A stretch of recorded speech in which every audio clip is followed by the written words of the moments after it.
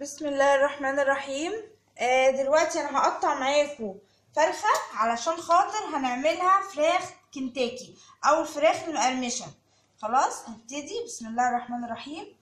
انا كده بوريلكم طريقه التقطيع اهو.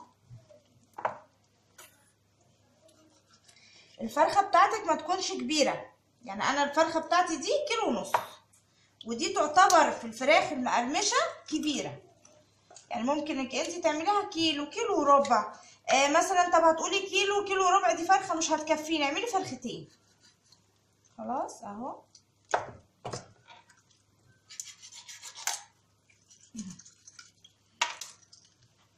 طبعا انا مطلعاها من الفريزر وبعدين لسه برضو متلجه. بصوا لسه فيها تلج. الاول انا بقطع الجزء ده، وانتوا عارفين ان انا ما بحبوش في اي نوع فراخ عندي خالص. الاول انا هقطع كده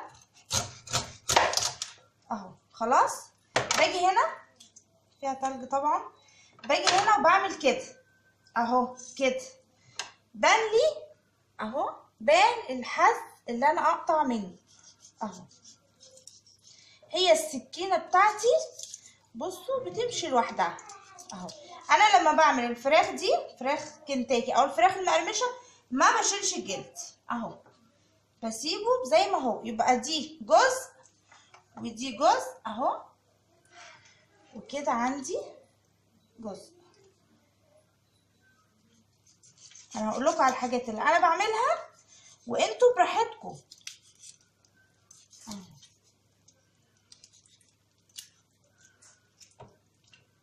كده عندي الجزء التاني، ما تشيلوش الجلد يعني اهو، والجزء ده اهو. خلاص نيجي بقى هنا وهنعمل كده كده علشان نشتغل شغل نضيف. الرقبه ما بتتعملش الشغل الصح، يعني شيل الرقبه خالص اهو. وهنعمل كده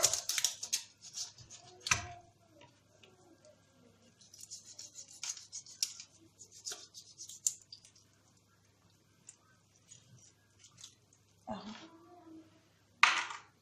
كل دي قطع جلد مش حاجه يعني. هنعمل كده خلاص. بان الحز ده اهو. يبقى دي كده طلعت جزء تاني اهو. لو سيبنا الرقبه كان بقى شكلها وحش جدا. طيب انا دلوقتي دي ممكن اشك انها ما تستويش معايا، فعادي خالص ان انا اقسمها، بس هقسمها بالطول اهو. نعملها من هنا كده احسن اهو. خلي فيها عظم وخلي فيها جلد علشان خاطر تفضل متماسكه اهو اهو. دي اهي جزء اهو اهو، ودي جزء. كل ما بتصغري كل ما بيكون احسن علشان خاطر تضمني انها تستوي معاكي اهو.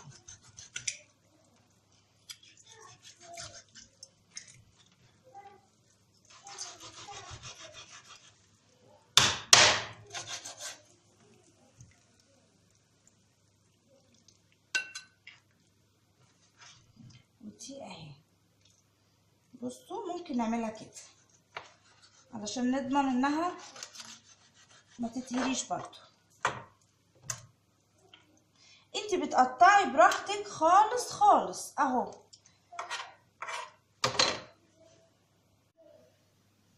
اهي طلعت معايا كده 10 قطع، 10 مش 8 ولا 4. تمام اهو. كده بقى انا هشطفها شطفه تمام، وبعدين نعمل مع بعض محلول نقع علشان خاطر هتبات فيه. المكونات بقى بتاعت محلول النقع بتاعتي، انا معايا هنا لتر اهو، لتر ونص ميه. درق الخلاط عندي لتر ونص، انا عايزه 3 لتر ونص. هعملاه تاني اهو كده تاني، يبقى باقي نص لتر. كده بقى معايا نص لتر اهو، يبقى كده معايا 3 لتر ونص. هعمل ايه بقى؟ هجيب هنا نص كوباية ملح، نص كوباية ملح اهو، وهنزله. ومعايا كوباية الا ربع سكر وهنزله. ومعايا معلقة كبيرة خل، كل ده علشان خاطر معلقة واحدة بس، كل ده علشان خاطر الدم اللي في المفاصل اللي هو في الأجزاء اللي زي كده، شايفين اهو الدم والحاجات دي مش هنلاقيها خالص الصبح. يعني انا دلوقتي الساعة 10 اهو بالليل، انا مش هشتغل فيها غير الصبح اهو. هندوب كل ده كويس جدا جدا في بعضه كده، وهجيب معاكم نص ليمونة بس اهو، نص ليمونة بس وهعصره كده. ندوب تمام، ونجيب بقى الفراخ بتاعتنا اهو. انا دلوقتي الساعة 10 بالليل، هشتغل الصبح. انا مثلا هصحى 7 مثلا، 7 دي هبدأ ان انا اشيلها من محلول النقع، وبعدين اتبلها علشان خاطر الشغل بقى. خلاص اهو، هي كده هتفضل لحد الصبح اهو. شايفين المية عاملة ازاي كده بقى؟ ان شاء الله هندمج. دي انا مجرباها، يعني دي انا مجرباها كذا مرة وعلى كذا سنة بصراحة يعني اهو.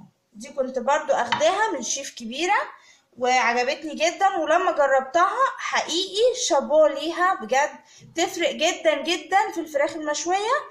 بس طبعا بتبقى الفرخة على بعضها، تفرق جدا في فراخ كنتاكي دي، بتبقى حلوة خالص. وان شاء الله تجربوها وتفرق معاكم انتوا كمان حقيقي يعني. بس الشيف الكبيرة ما حطتش معلقة الخل ولا حطت نقطتين الليمون اللي من نص الليمونة الصغيرة دي، دول من عندي انا.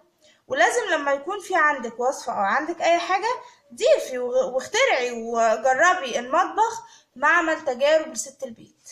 خلاص، فاحنا دلوقتي انا هغطيها تمام، والصبح بقى نتقابل ونكمل الشغل ان شاء الله.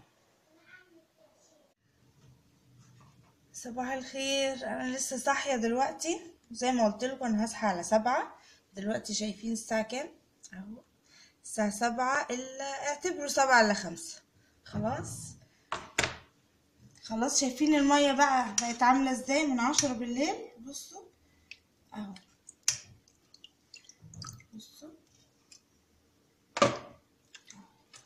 في ناس بتخرجها من محلول النقع ده وما بتغسلهاش، لا انا بحب اغسلها اهو. بصوا بقت فاتحة وجميلة ومفيش اي تجمعات دموية خالص اهو. حتى دي اهي بصوا دبوسة اهو.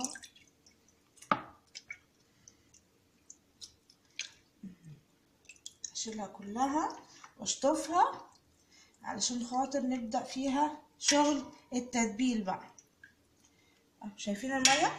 انا اسفة على المنظر، بس كل ده احنا كنا هناكله في الفراخ لو ما كناش نقعناه. خلاص اهو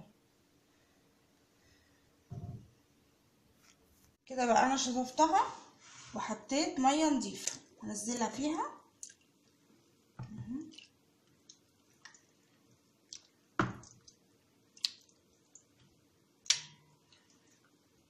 وهسيبها لحد ما اخلص خالص كل التتبيله اللي انا هعملها اهو. طبعا شايفين الاول الميه بتاعت محلول النقع كانت عامله ازاي اهو.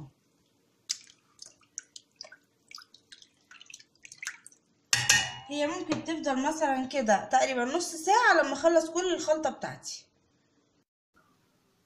انا كده بقى هشيل الفراخ دي اهو من الميه النظيفه اهو.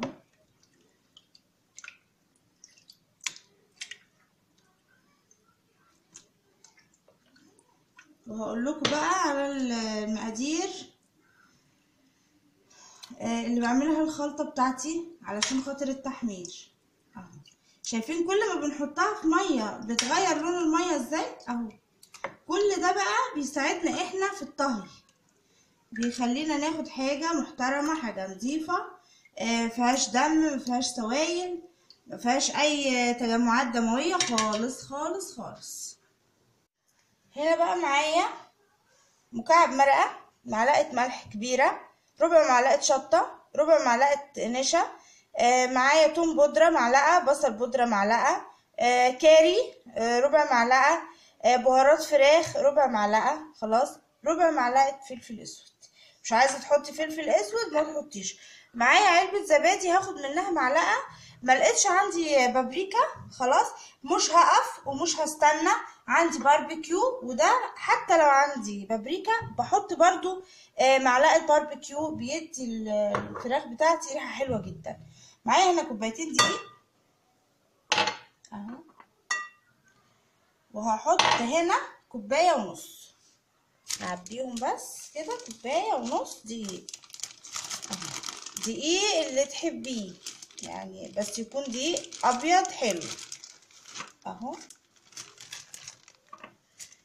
هنا كوباية ونص اهو، علشان في خلطة بتبقى جافة وخلطة بتبقى سايلة اهو. السايلة بقى معايا معلقة نشا، معلقة توم بودرة، معلقة بصل بودرة، ربع كركم، وربع كاري، وربع فلفل اسود، وربع ملح، خلاص اهو. دي الجافة، وهنخلط عليها كل المكونات دي اهو. دي خلاص كده، كل اللي ناقصنا فيها معلقة بيكنج باودر، هجيبها اهو اهو. ده باكو احطه كده. بحب كمان احط شوية على النشا اللي هحطه في الخلطة اللي هي السايلة. تمام، الاول هكسر المكعب ده علشان خاطر ما يعمليش تكتلات وهنزل بكل المكونات بتاعتي اللي هي ربع كركم، ربع كاري، معلقة توم بودرة، معلقة بصل بودرة، ربع معلقة نشا، ربع معلقة شطة، ربع معلقة فلفل اسود، معلقة كبيرة ملح. هحط لكم كمان المقادير دي كلها في صندوق الوصف في القناة، في سهم بيبقى صغير كده اضغطي عليه هيقلب معاكي، هيتقلب كده هيجيب لك المكونات كلها ان شاء الله. كل الوصفات اللي بعملها لكم هتلاقي المكونات والمقادير بتاعتها في صندوق الوصف اهو. هنزل بمعلقه باربيكيو اهو. تمام، المفروض انك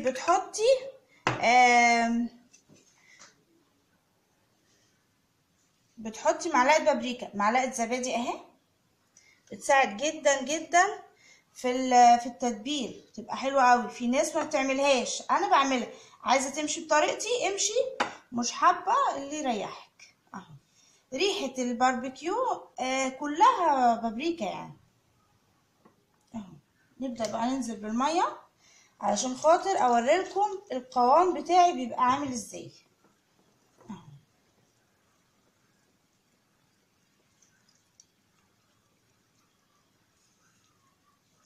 ممنوع ان يكون في اي تكتلات خالص خالص خالص، وهي دي كل حاجة في التتبيلة بتاعتي، هي البولة دي اهم حاجة اهو. انا هدوبها علشان وقتكم وهرجع لكم. كده بقى انا خلصت الخلطة السايلة بتاعتي اهي، والخلطة الجافة اهي، بشيلهم على جنب علشان الخطوة اللي بعد كده اهو. تمام، عندي هنا بجيب دي وبديلها شكه كده اهو. خلاص كل القطع بتاعتي بشكها كده اهو. الصدر دي كمان اهو اهو. عايزه تعمليها، عايزه تجيبي دي وتعمليها كده برضو بتبقى لطيفه خالص اهو. اي قطعه عندك تشكيها كده اهو، علشان خاطر تضمني تسويه كويسه، دي حاجه، وعلشان خاطر التتبيله تدخل كويس اهو. كل القطع بتاعتك بتعمليها كده. عايزه تشيل الزوايد دي كده برضو براحتك اهو. تشكي برضو كل الاجزاء بتاعتك بتعمليها بالشكل ده اهو. خلاص نجيب بقى الخلطه السايله دي. طبعا دي اتغسلت اول ما طلعت من الفريزر، وبعدين اتنقعت في محلول النقع من الساعه 9 بالليل لحد 7 ل 5 زي ما قلت لكم. اتحطت نص ساعه في ميه نظيفه وبعدين اتشطفت، ودلوقتي هتتحط بقى في التتبيله بتاعتها اهو. حابه تكون التتبيله دي يعني ماسكه نفسها شويه، يعني ما تخليهاش سايله قوي كده، اللي يريحك. انا بحبها كده لان انا دلوقتي مثلا الساعه 7:30 اهو. خلاص دي هتفضل لحد الساعه 3 العصر اهو في التتبيله دي. حابه تزودي شويه دقيق، حابه القوام ده انا بحبه، هي بتتقل اهو. خلاص بس كده انا كده خلصت اهو. كده انا خلصت وهسيبها 7:30، هسيبها ل3 العصر. برضو انا معاكم هقول لكم انا هبدأ فيها شغل هيبقى الساعة كام. خلاص يا حبايبي، نتقابل تاني ان شاء الله. كده خلاص يا حبايبي، شايفين الطبقة اللي فوق دي؟ ده دليل ان انا ما قلبتهاش خالص اهو. شايفين؟ انا هقلبها كويس قوي تاني. انا دلوقتي الساعة تقريبا 3:15 العصر هيدن اهو. خلاص اهو انا هخرج كل ده اهو. كل ده انا هخرجه هنا، هقول لكم ليه دلوقتي اهو. هخرجهم وارجع لكم. كده بقى انا جهزت حاجتي. انا معايا هنا حله فيها بالظبط لتر زيت نضيف جدا اهو، مفيهوش اي حاجه. ما ينفعش انك تعملي كنتاكي في طاسه، لازم يكون زيت غزير في حاجه غويطه. هقول لكم كمان تركايه حلوه قوي. انا هنا معايا الفراخ بتاعتي اهي، ده الصوص الخطير بقى اللي كانت متبله فيه. هنا بقى معايا القطع. خلاص هنزل في الماده الجافه بتاعتي اهو، وبعدين هغرقها طبعا كويس خالص اهو اهو. وبعدين انزلها هنا كده. خلاص اهو تاني، وبعدين انزلها في المادة الجافة تاني اهو، علشان خاطر تديني طبقة كريسبي حلوة قوي ومقرمشة وجميلة. واهم حاجة انك تعملي كده بقى. بصي اهو، اهم حاجة التنفيضة بقى دي اهو. الزيت بتاعي مش واطي عليه، الزيت بتاعي عالي. خلاص اهو عاملة ازاي اهو، شايفين شكلها؟ هنزل في الزيت بتاعي مش واطي عليه اهو. كل القطع بتاعتي هغرقها، بس لو فيها حته انا شايفاها مش غرقانه كويس اهو. وبعدين انزلها في السوائل تاني اهو. ريحه التوابل تجنن بجد اهو.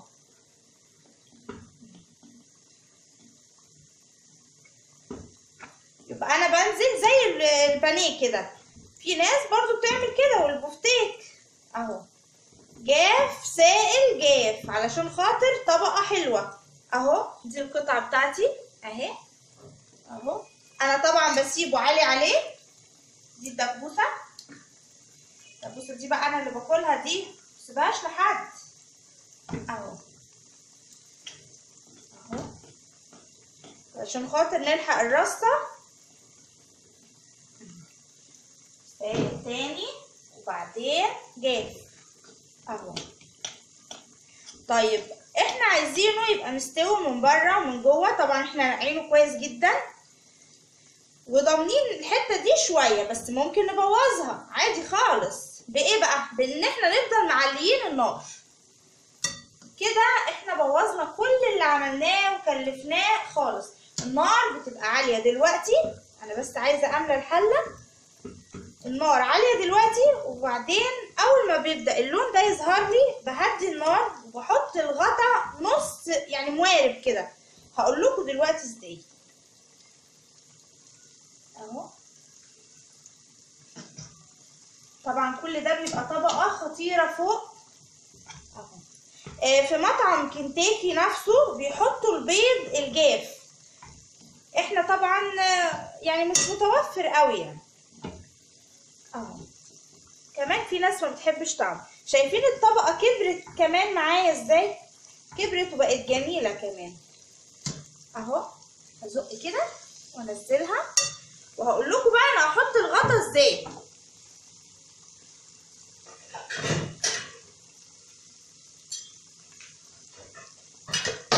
انا هحط الغطا كده اهو. شايفين ازاي؟ يعني كده اكتر باين اهو. دي بس اللي بتبقى بره، واروح مهديه النار بتاعتي الاول اتاكد ان كله اخد لون تمام كده. انا ههدي اهو معاكم بالتفاصيل الممله. بصوا بقى النار بتاعتي عامله ازاي اهو. هو ده اللي انا محتاجاه. انا مش هقلب فيه خالص خالص غير لما كله يبقى باللون ده تمام. طبعا الزيت بتاعي غزير فانا سايباه براحته خالص. بعد كده هقلب بقى وهوريلكوا ازاي واحنا مع بعض. شايفين الشكل ده اهو. انا كده 10 دقايق وهخرج الرصه دي واحط غيرها معاكم برضو ان شاء الله. كده يا حبايبي انا خرجت الرصه دي اهي. شايفين اهي. يعني احنا كده بقى ندخل تحدي مع مطعم كنتاكي ان شاء الله. والله انا حصل لي موقف دلوقتي. كنت مش هكمل الحلقه وكنت هزعل جدا والله. تليفوني وقع وكان هيقع في حله الزيت. تخيلوا بقى. تخيلوا الخضه. زعلت جدا والله.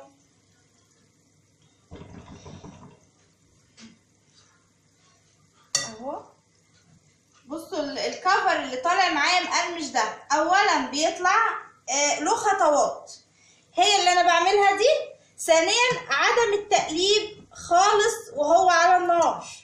يعني انا دلوقتي مثلا اهو هحطها خلاص، هنزلها في الحله. ممنوع ان انا اقلب تاني. خلاص انتهينا بقى اهو. علشان دي انا هحطها وبعد كده هكمل الباقي اهو. شايفين اهو كده. ممنوع تتقلب تاني. حتى في شويه هنا نقدر ان احنا نضغطها برضو نعالج الموقف بسرعه. بس كده انا هكمل كل الباقي ده بنفس الطريقه، ولما اخرجه هوريهولكم. كده يا حبايبي انا خلصت اهو. شايفين شكله اهو. شايفين القطعه عامله ازاي اهي اهو. طبعا الولاد لما بكون عامله كنتاكي بيحبوا ان انا احط لهم هنا كده اهو. هوريلكم انا بعمله لهم ازاي. بيحبوا كده جدا يعني. بعمل دي كده اهو. دي برضو دي مناديل كنتاكي، علشان لازم لما بنروح نتغدى في كنتاكي لازم نرجع بوجبه زي دي علشان خاطر العشاء. واذا كان عشاء بنجيبها عشان تاني يوم. وبحط لهم الحاجات جوه مع البطاطس مع الحاجه بتاعتهم تمام. فاهو انا عايزه اوريلكم انه مستوي من جوه اهو. بس دي سخنه، انقي واحده بارده اهو. دي مثلا من عند الصدر اهي اهو. عايزه اوريلكم الفص اهو. نشيل دي اهو. بصوا الفص عامل ازاي، دايب دوب اهو اهو، شايفين؟ هي مولعه طبعا. دي انا هبكتها كده للولاد بيحبوها. خلاص اهو دي مستويه اهي. اوريلكم جزء تاني برضو، هي بجد مولعه اهو. طب لحظه اجيب حاجه بقى اهو، افتحها بالمقص احسن لان فعلا سخنه جدا اهو. شايفين اهو، مفيش دم مفيش اي حاجه خالص، مستويه وزي الفل. والفصوص دي بجد اهي طريه جدا جدا، يعني لو بيبي هتقدري تاكليها له. خلاص الدبوسه اهي اهي، شايفين شكلها اهو.